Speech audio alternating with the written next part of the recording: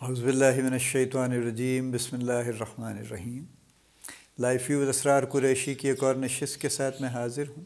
اللہ پاک مجھے اچھی بات عطا فرمائے اور اس بات کو آپ تک اچھے طریقے سے پہنچانے کی توفیق عطا فرمائے، آمین۔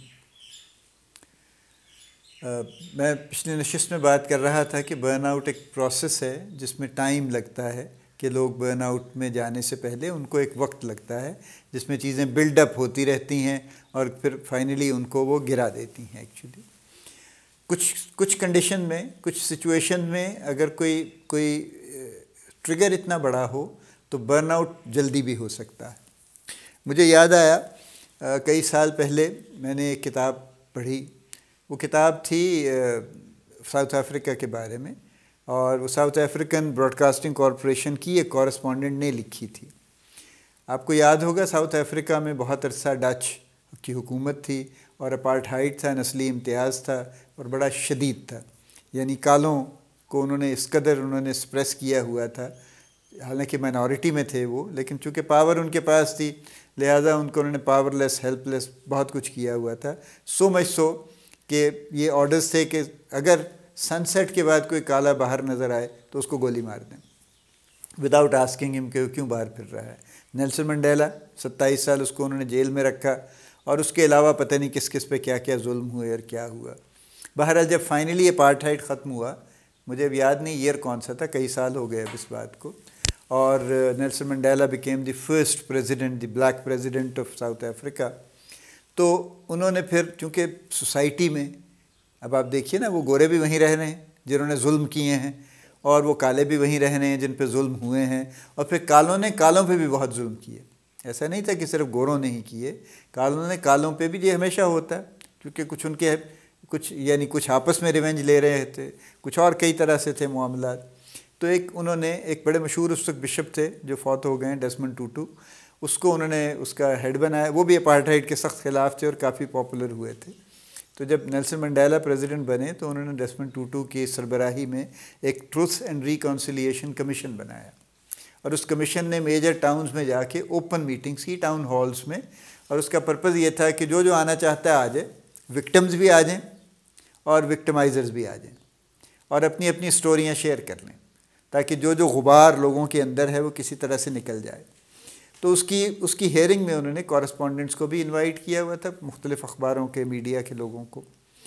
تو وہ ایک اسی طرح کی کورسپونڈنٹ نے وہ کتاب لکھی تھی جو اس میں شامل تھی اس پروسیس میں، یعنی وہ she was witnessing what was happening in the TRC meetings actually.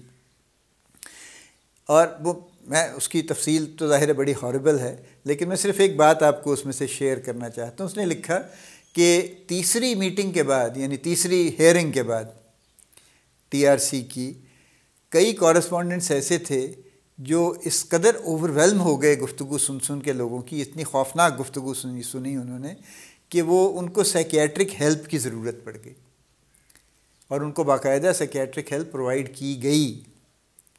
This is the case of burn out, کہ اتنا اسٹرانگ ٹریگر تھا وہ کہ دے گاٹ انٹو ایگزاسشن، کہ they couldn't handle it mentally, emotionally, they just couldn't handle it actually. اور physical تو پھر ویسے ہی ہو جاتا ہے نا، دیکھیں نا، ایموشنل اور مینٹل ایگزاسشن کے ساتھ فزیکل ایگزاسشن تو خود بخود ہی آ جاتی۔ تو یہ بھی ایک سچویشن ہے جس میں ایک ایکسٹریم کیس میں کوئی شخص جلدی بھی برن آؤٹ میں جا سکتا ہے۔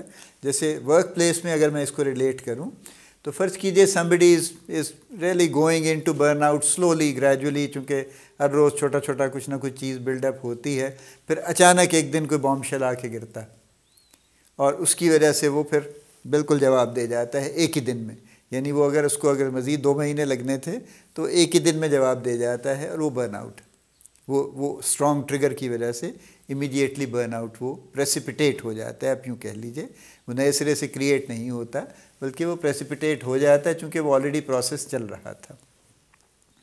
یہ برن آؤٹ کی اتنی تفصیل میں جانا اس لیے ضروری ہے کہ برن آؤٹ ہو رہا ہے اور دن بدن بڑھ رہا ہے۔ کووڈ کے بعد ساری دنیا میں مزید بڑھا ہے۔ ہمارے ہاں جو اس وقت اکنامک کنڈیشن ہے، اس کی جو سٹریس ہے وہ بذات خود اتنی خوفناک ہے کہ اس کی وجہ سے بھی بہت کچھ، یعنی یہاں پہ اس وقت lot of people that I I know I've been in contact with actually who have been trying to cling to their job somehow, کہ کسی طرح سے پکڑ کے بیٹھے رہیں, جاب کو ختم نہ ہو جائے کہیں, لیکن کوئی نہ کوئی آتا ہے اور وہ جاب ان سے چھین لیتا ہے. ابھی آپ دیکھ لیجیے لے آفس کتنے دنیا بھر میں ہوئے ہیں. یعنی فیس بک نے 12,000 امپلائیز نکال دیے, امیزون نے پہلے 12,000 نکالے, پھر 10,000 اور نکال دیے, گوگل نے 10-11,000 امپلائیز نکال دیے ہیں, مائکروسافٹ نے کوئی ہزاروں کے حساب سے لوگ نکال دیے ہیں. یہ تو بڑی کارپوریشن ہیں جو پبلک ہو جاتی ہیں. جو چھوٹی موٹی عام لوگ نکالتے رہتے ہیں اس کا تو کوئی پوچھتا بھی نہیں ہے نا. اور دفتروں میں بھی یہ چل رہا ہے کہ ہر کسی کی کوشش ہے کہ یار کوئی 2 پوزیشن بچا ہی لیں تو شاید اچھا ہو جائے گا, کیونکہ ہر کسی پہ ایک پریشر ہے. یعنی جن پہ بہت زیادہ ہے وہ تو ہے ہی ہے, جن پہ اتنا نہیں بھی ہے وہ اس کی آڑ میں بھی کچھ نہ کچھ کرنے کے چکر میں رہتے ہیں.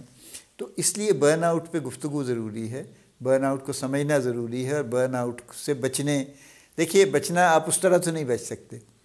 یعنی آپ کہیں کہ آپ وہ فیکٹرز روک دیں گے, وہ تو نہیں ہو سکتا, وہ تو چلتے رہیں گے, آپ کے بس میں نہیں ہے. ٹھیک ہے, یعنی اگر آپ کا مینیجر ٹاکسک ہے تو آپ اس کا کچھ نہیں کر سکتے, انلیس یہ کہ وہ خود سے کہیں چلا جائے, یا آپ کہیں ٹرانسفر ہو جائیں, یا آپ کی جاب ہی چینج ہو جائے, آپ کسی اور ادارے میں چلے جائیں, وہ ایک الگ بات ہے. ادروائز تو اور کچھ ہونے والا نہیں ہے. تو لیکن یہ ہے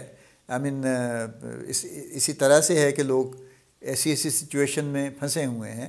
لیکن پہلے یہ تھا کہ آفس کا ماحول خراب تھا, لیکن دے یوز ٹو ارن انف کہ ان کی باقی زندگی بہتر گزر رہی تھی.